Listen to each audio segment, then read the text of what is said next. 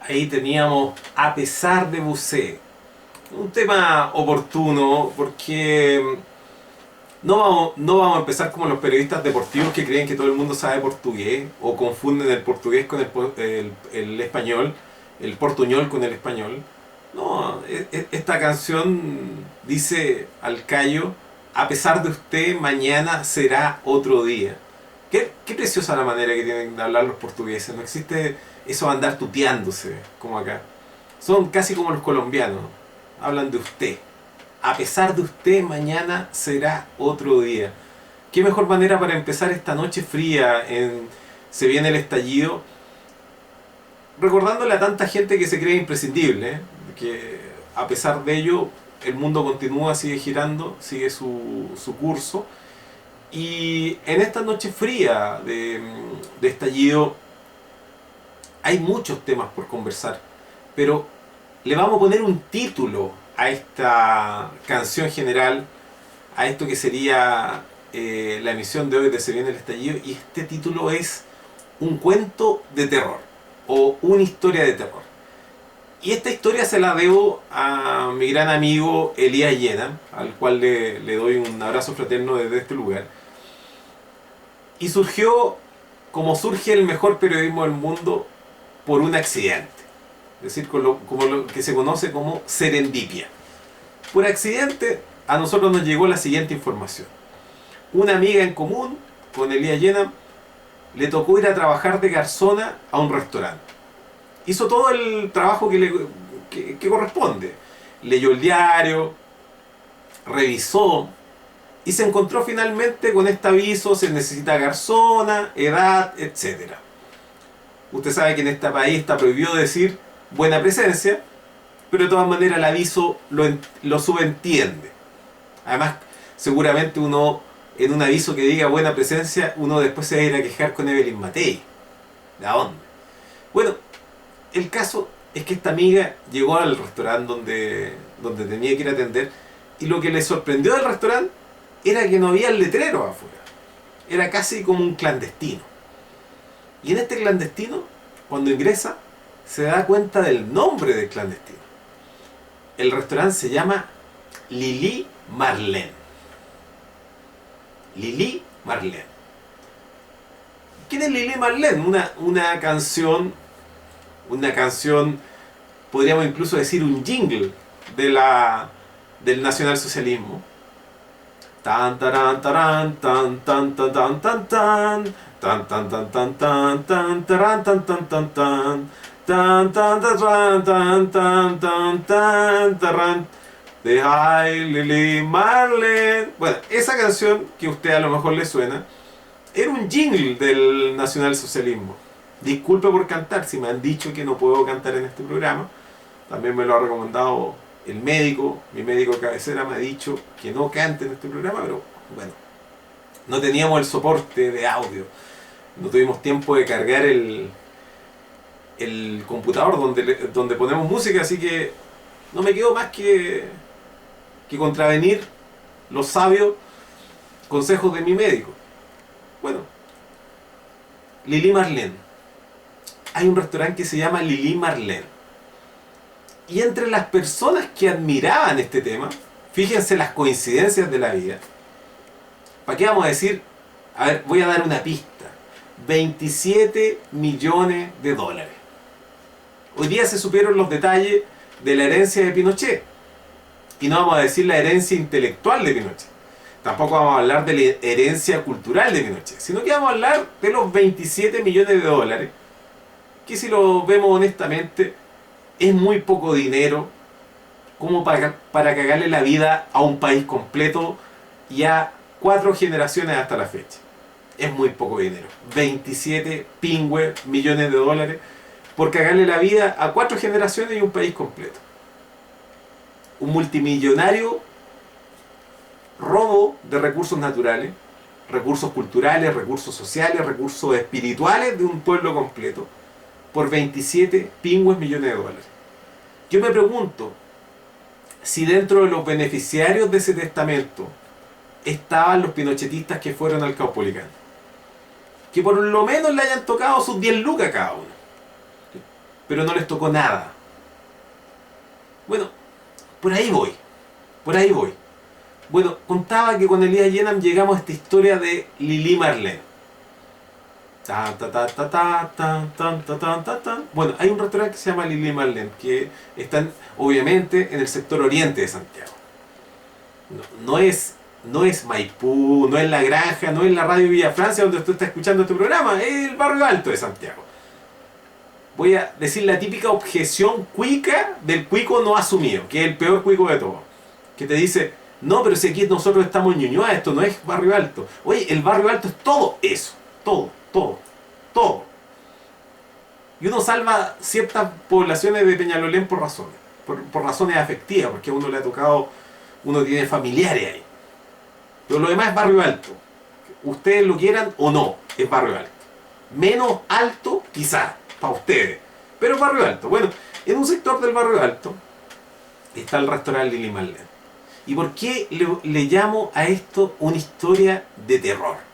O podría llamarse pinochetismo, una historia de terror. ¿Y por qué estoy diciendo esto? La fuente que le tocó trabajar de garzona en el restaurante Lili Marlene se encontró de que este restaurante es un monumento en vida, es un panteón, es como lo que usted encontraría dentro de la pirámide de Ramsés II, pero de Pinochet. Los dueños son una pareja de alemanes pinochetistas y nazi, porque no todo alemán considera apropiado ponerle un restaurante Lili Marlene. Pero el problema no son los desquiciados alemanes que están a cargo del restaurante Lili Marlene, que obviamente son tipos de la calaña de los habitantes, o los directores más bien que los habitantes de Colonia Dignidad, una institución nacional socialista que fue apoyada, me voy a poner pesado, quizás allá en Valparaíso se van a enojar con lo que voy a decir, y se van a enojar a muerte con lo que voy a decir. Pero Allende también ayudó a Colonia Dignidad. Allende también miró para el lado con Colonia Dignidad. Y también Allende permitió que ciertos nacionalsocialistas se instalaran en lo que en ese tiempo era la provincia de Yanquihue, se instalaran y vivieran tranquilamente.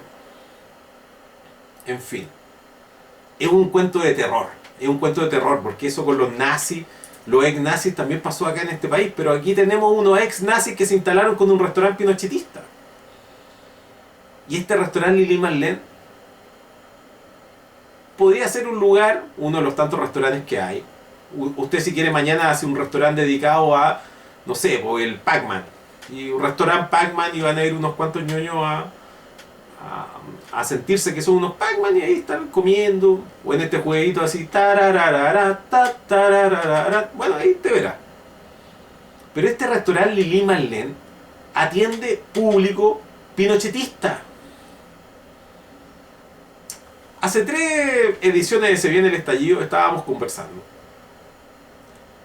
sobre el homenaje a Pinochet. Este homenaje que estaba anunciado a Pinochet. ¿Cuál era la posición de este locutor? De este golpeado locutor, de este trasnochado locutor. ¿Cuál era la posición en ese momento?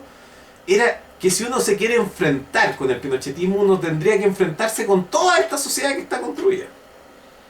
Con este modelo que se cayó, como dirían los sociólogos improvisados de turno. Este modelo que se cayó.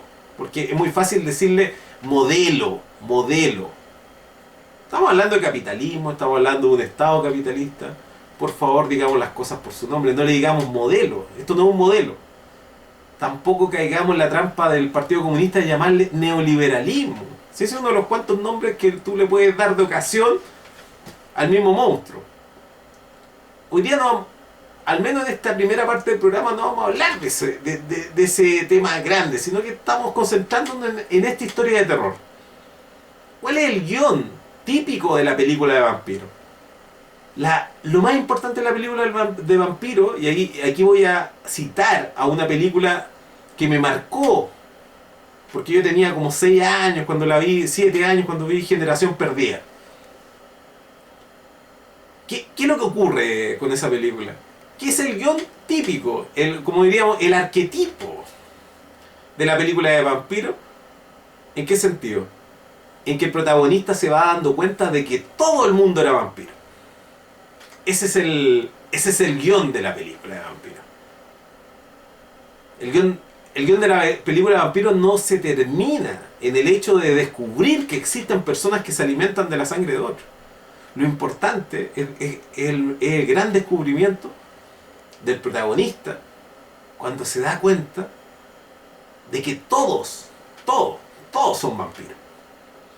Y ese tipo de guión también está en las películas de zombies, por ejemplo. En que todos se contagian de los zombies, todos terminan siendo zombies. A propósito de que estamos en el 4 de julio, recordemos que las historias de zombies surgieron a propósito de una invasión fallida de Estados Unidos en Haití. ¿Cómo olvidar ese hermoso momento de la historia en que Estados Unidos envió a su mejor acorazado a Haití? Y los haitianos, en vez que resistirse a la invasión de los estadounidenses, le dijeron: por favor, pasen. ¿Quieren alcohol? Tomen. ¿Quieren comida? Tomen. Bueno, esperaron que se emborracharan todos los estadounidenses, y después de eso a todos le hicieron lo que se conoce como magia negra o vudú, y que algunos tipos más cabezonas le llaman administrar burundanga, que es un neuro, ¿cómo le dicen? Un neurotóxico que deja a las personas en calidad de catalepsia, es decir, muerte aparente. Bueno, los tipos dejaron al barco completo de los gringos en calidad de catalepsia y se los mandaron de vuelta a los gringos. Si no me equivoco, eso fue en 1915. Usted que escucha el estallido, usted sabe las fechas y me va a corregir. Pero si es que no me equivoco, fue en 1915. Y lo que hicieron los haitianos fue mandarle un buque completo a los gringos. Hasta el capitán, todos los hueones, todo. De capitán a fogonero. Todos estaban bajo los efectos de la burundanga. Entonces fue una hermosa sorpresa cuando fueron recibidos por los estadounidenses y se encuentran de que van bajando el acorazado puros zombies. Puras personas en estado de zombie. Con una muerte cerebral, pero funcionalmente operativo. Caminaban, respondían a estímulos, pero no razonaban. ¿Ustedes creen que los gringos se atrevieron a mandar una segunda invasión? Bueno, para que usted sepa, la segunda invasión de los gringos a Haití la hicieron con mano ajena. La hicieron recurriendo al ejército chileno, brasileño, argentino y uruguayo, que son los que le prestaron la mano para meterse en esta invasión, en la cual todavía los chilenos estamos involucrados. Esta es una de las tantas cosas que usted no la va a escuchar y que en la televisión no se la van a decir. ¿Usted cree que Santiago Pavlovich les va a recordar la historia cuando los gringos terminaron como zombies? Bueno, esa historia callada, oculta de los gringos, de los zombies, es lo que ha dado origen a todas las historias de terror de este género, de los zombies. Figúrense qué bonito inicio. Uno siempre dice que las películas de zombies son las peores de todas, las películas más malas. Las películas más malas del cine B son aún peores que las películas de marcianos que se hacían en los 50. Sin embargo, ahora que usted sabe de dónde vienen las películas de zombies, usted les va a tomar un poquito más de respeto. Obviamente no va a dejar que los tipos de la Fox intenten hacer versiones de zombies. Las películas de zombies tenían otro sentido. Tenían ese sentido de hincarle la herida a los gritos, a los gringos, sobre su efectiva historia de zombies. Pero no nos perdamos. En esta noche de estallido estoy diciendo que estamos hablando de una historia de terror. Y en esta historia de terror es la historia en donde tú empiezas a descubrir de que todo el mundo a tu alrededor, o no sé si a tu alrededor, pero al menos todo el mundo que tú conoces cercanamente, en forma pública, son pinochetistas. Pero no es que sean pinochetistas de lo que estábamos conversando hace 3 semanas atrás, antes de lo que ocurrió en el Caupolicán, que estábamos hablando de un pinochetismo, funcional, de un pinochetismo que tenía que ver con las costumbres que habían adquirido los chilenos. Y con eso decíamos, ¿por qué se están engolosinando con los pinochetistas de caricatura, si al final todos los chilenos son en alguna manera pinochetistas.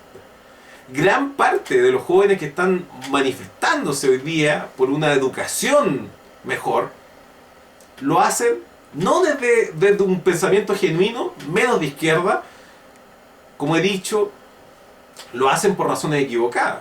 Hay muchos que están protestando con el pinochetismo a cuesta. Hay muchos que están protestando por una educación que sea mejor de calidad para que me eduquen a mí mejor, para que yo sea un mejor capataz y pueda explotar a otro. Usted me va a decir, no, lo que estás diciendo es insostenible. Bueno, desde que comenzó este movimiento, o al menos la última fase del movimiento que comenzó a mediados del año pasado, yo he sostenido que este movimiento solamente va a prosperar en el momento en que se logren dividir estos grupos. El grupo que efectivamente está tratando de luchar por un país distinto, por un sistema diferente, independiente de la táctica que se asuma. Existe, esto se condensa en 3 palabras: gratuidad, que lo pague el cobre, educación laica. Esas palabras son las claves. Está lleno de personas que están reclamando por esto, pero no están por una educación laica, no están por una educación que la pague el cobre, ni tampoco están por una educación gratuita. Eso despejemos inmediatamente ese tema. Sino que te dicen de que la educación tiene que ser de calidad, o que los intereses deben ser no deben ser tan altos, o tienen que existir becas, perdonazos, o como les llamen. No. Bueno, en fin. Yo dije que le iba a hablar de una historia de terror. Y aquí lo que hace falta es una ambientación de música de terror. Perdónenme no tener la música de fondo para empezar con una historia de terror.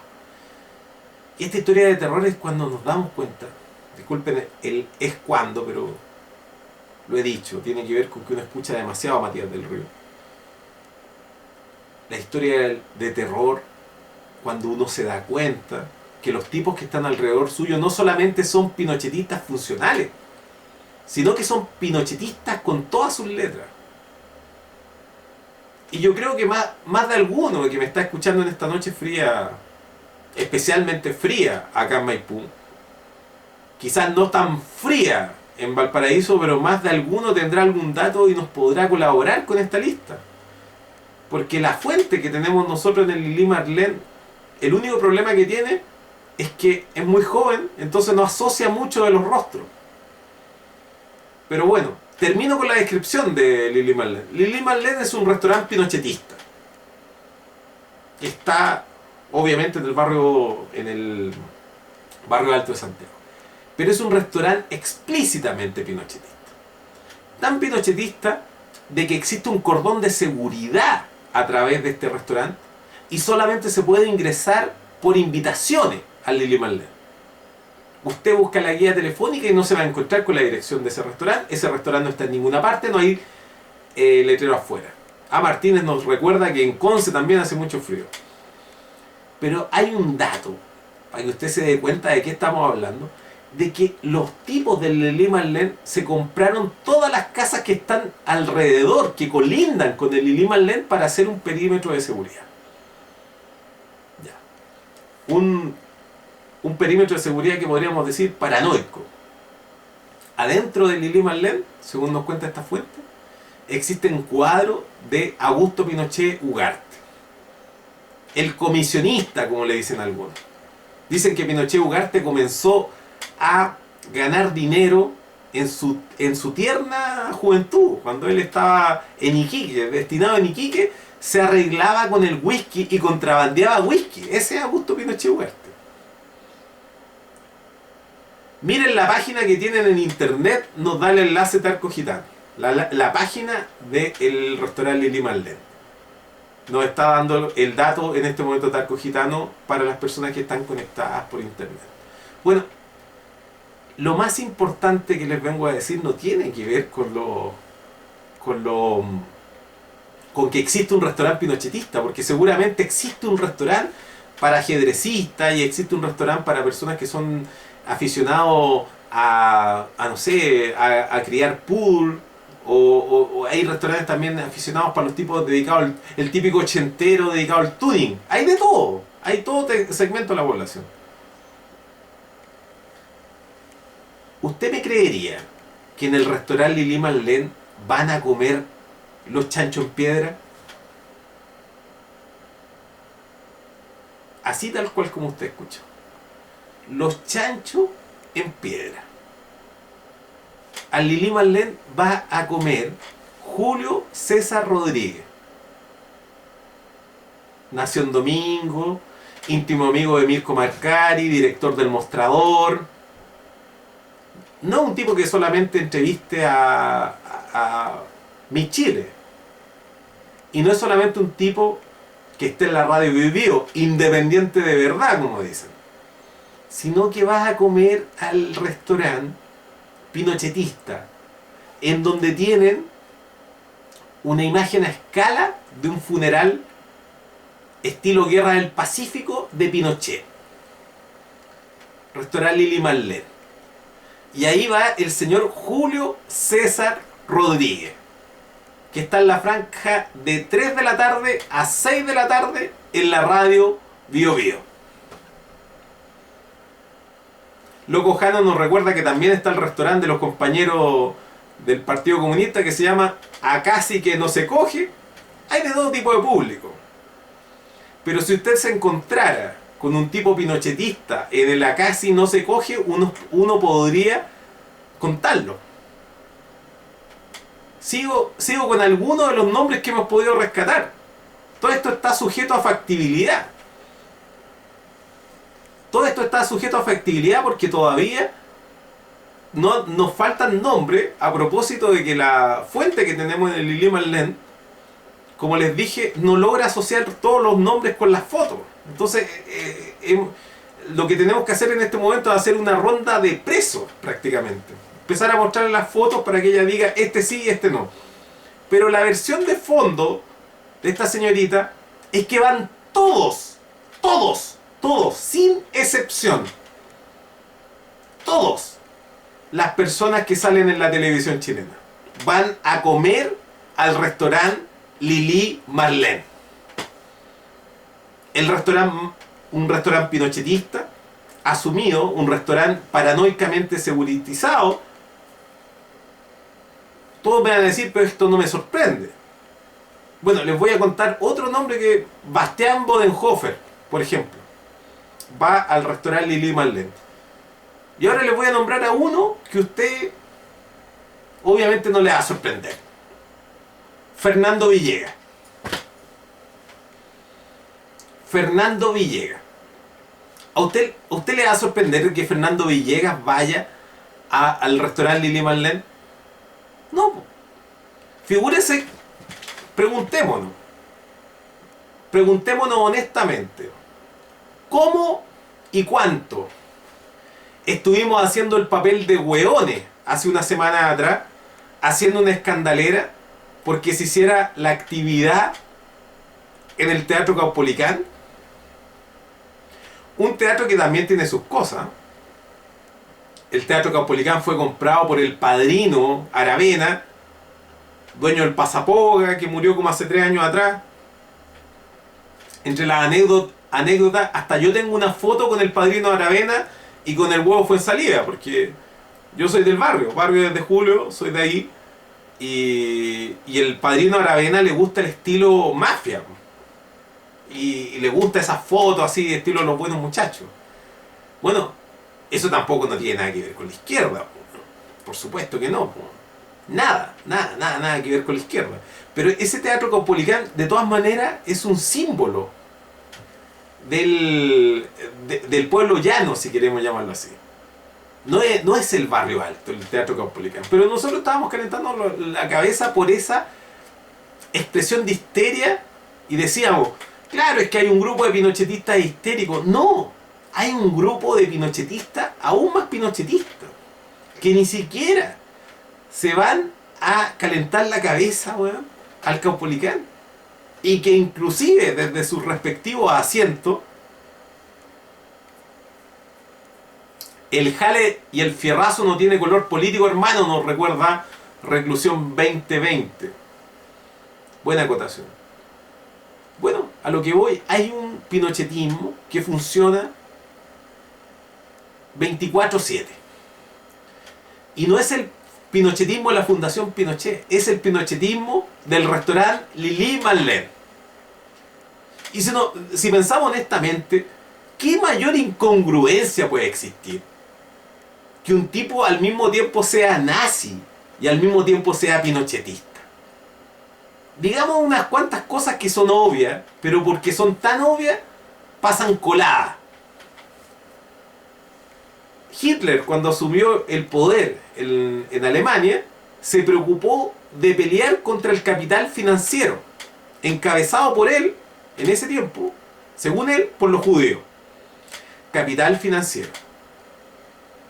Él consideró de que el capital financiero debía de dejar de cumplir su rol de mediación en la economía industrial que tenía Alemania.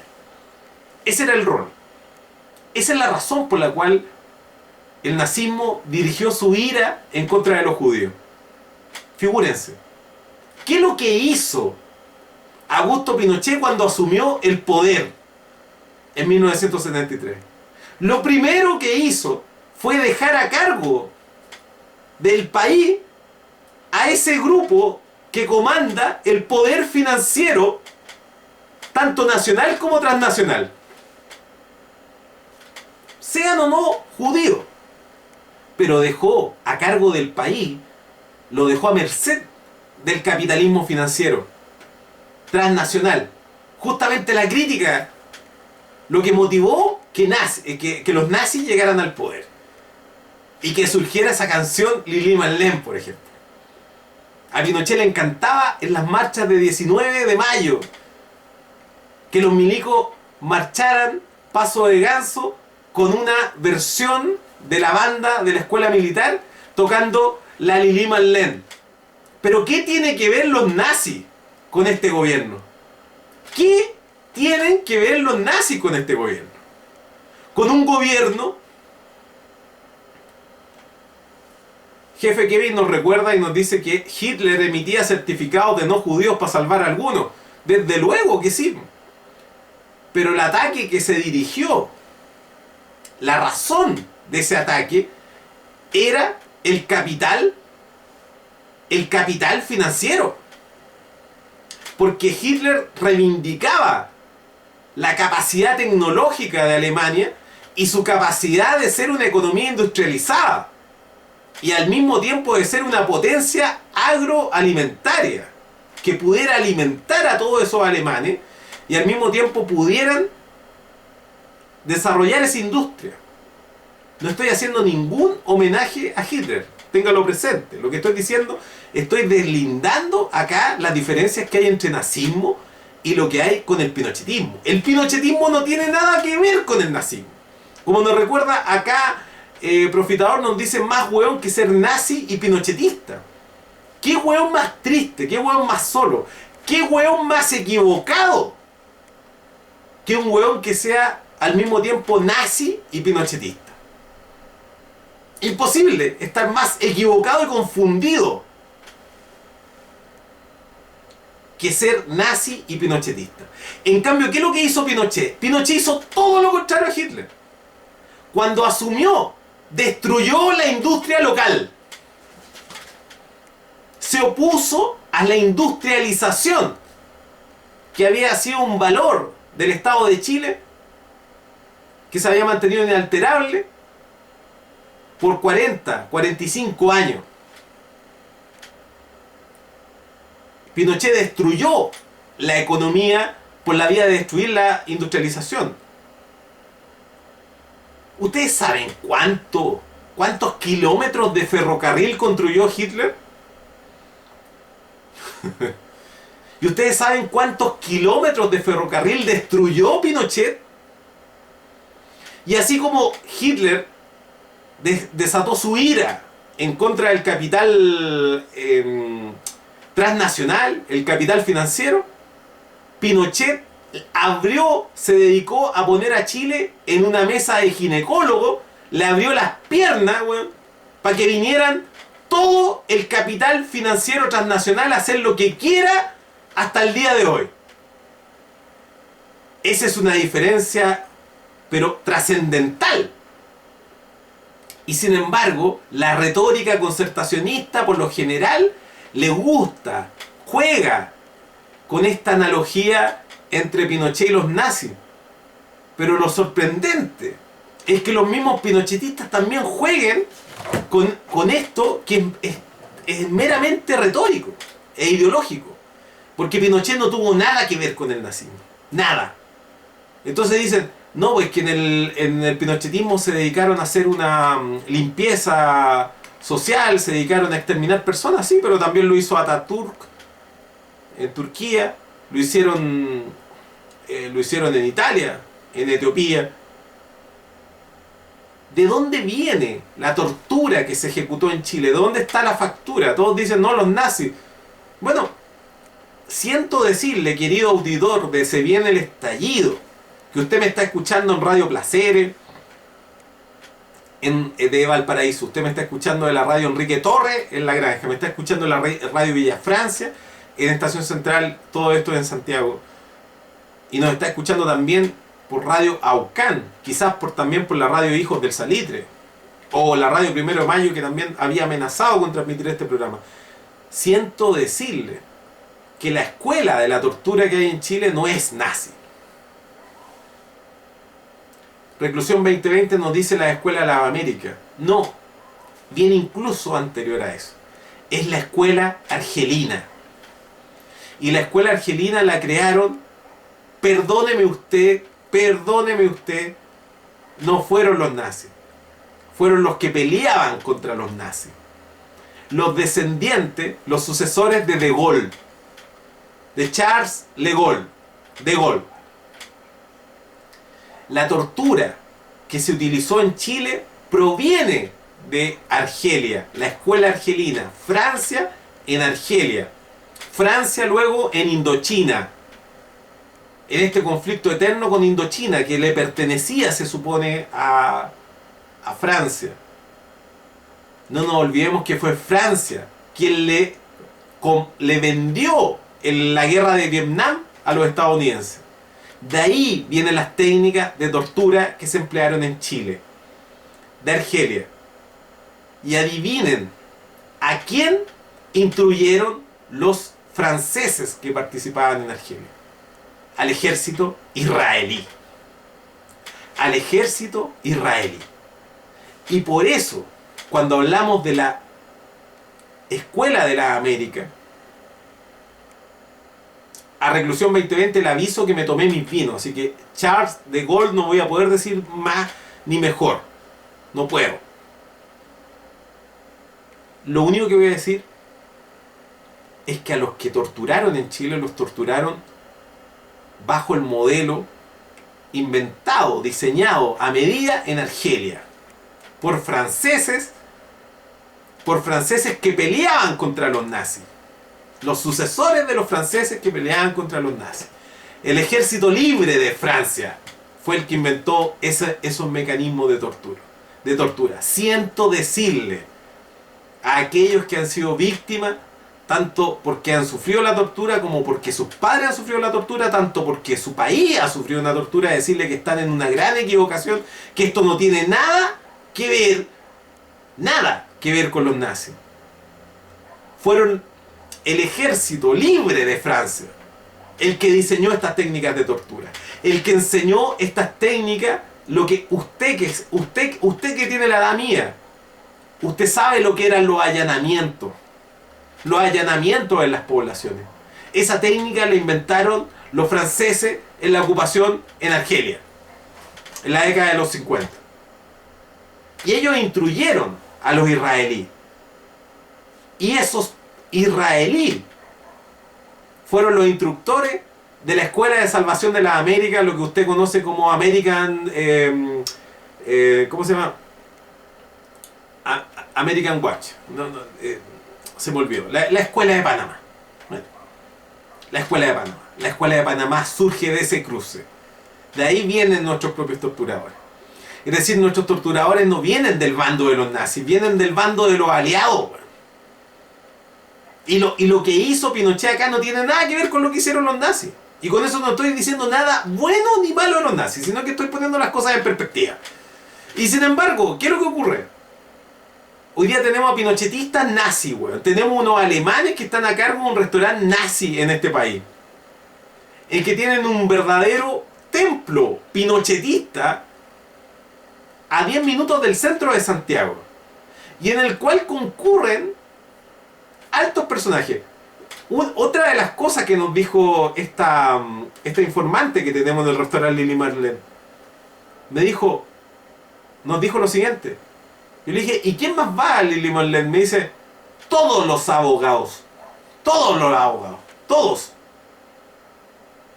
Es decir, tenemos un restaurante pinochetista en el cual van todos los abogados. Al menos desde su perspectiva, ella decía, todos los abogados que se ven en televisión van al restaurante pinochetista. Y por eso les dije, aquí estamos hablando de un cuento. School of the American es la escuela de la América, no, pero tiene otro nombre. Se llama Escuela de Salvación de la América, así se llama.